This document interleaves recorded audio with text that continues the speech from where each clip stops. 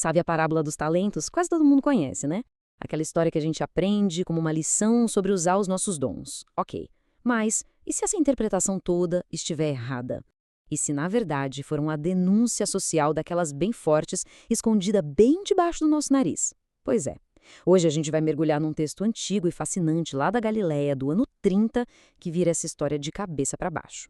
A afirmação central dessa fonte antiga já chega assim direta e chocante.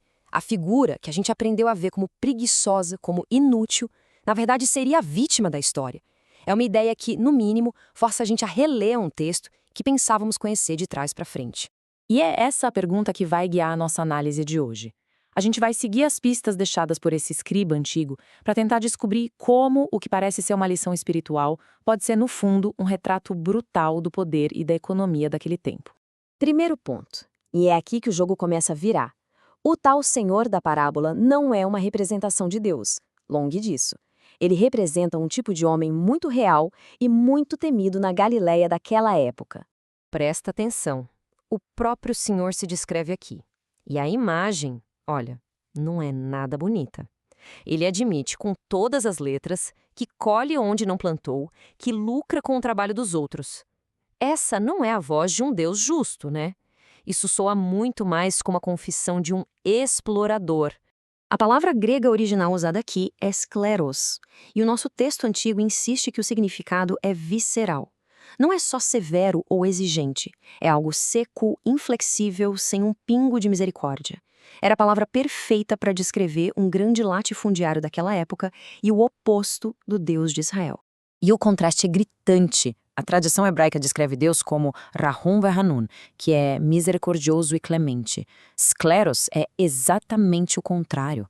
O argumento do escriba é que essa palavra foi escolhida de propósito, para que ninguém confundisse o senhor cruel da história com o Deus dos Salmos. Agora, outro ponto que é crucial. O que era, afinal, um talento? Esquece aquela ideia de um dom pessoal, uma habilidade. Um talento era uma unidade de peso, uma fortuna astronômica. Estamos falando de 6.000 denários. Para a gente ter uma noção do que isso significa, um denário era o pagamento por um dia de trabalho. Então, 6.000 denários, estamos falando do salário de 20 anos de trabalho de um peão, sem parar. A escala disso é tão absurda que, para quem ouvia a história na época, o sinal já acendia. O assunto aqui não era sobre finanças pessoais, mas sobre o sistema dos super ricos, dos grandes proprietários de terras. Certo, se o Senhor não é Deus, quem é o servo mau e preguiçoso? Então, segundo o nosso escriba, ele não era nem mau, nem preguiçoso. Na verdade, ele teria sido o único que estava, de fato, cumprindo a lei. A lei daquela época era bem clara. A forma correta e mais honrada de guardar um depósito de valor era enterrando. Isso protegia a pessoa que guardava de qualquer responsabilidade. Ou seja, o terceiro servo não foi negligente. Ele agiu da maneira juridicamente correta, foi cuidadoso. Então, vamos conectar os pontos aqui.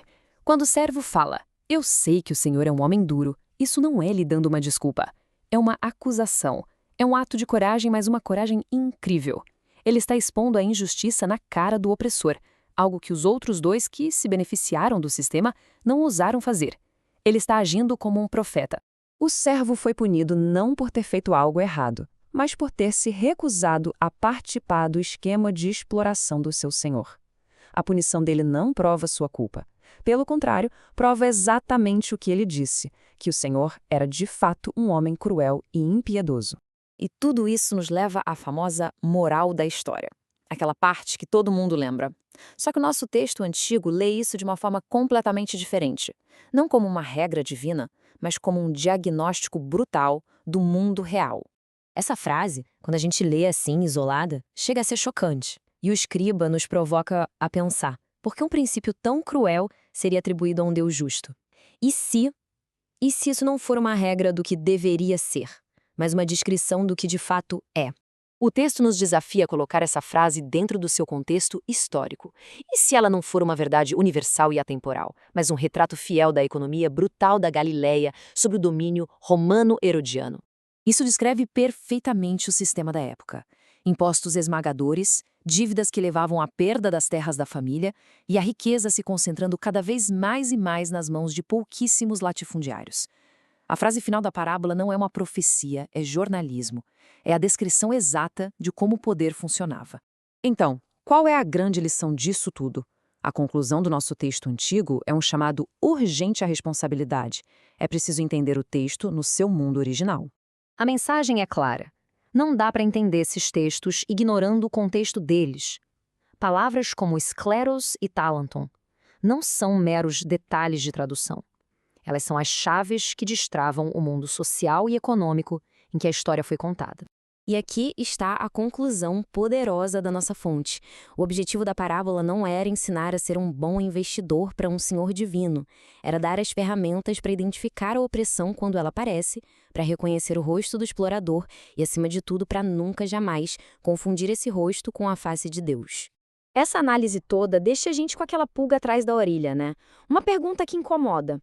Quantas outras histórias, daquelas que a gente acha que conhece de cor e salteado, poderiam revelar um significado totalmente novo e talvez muito mais radical se a gente fizesse o trabalho de voltar às suas raízes, à sua língua e ao seu tempo?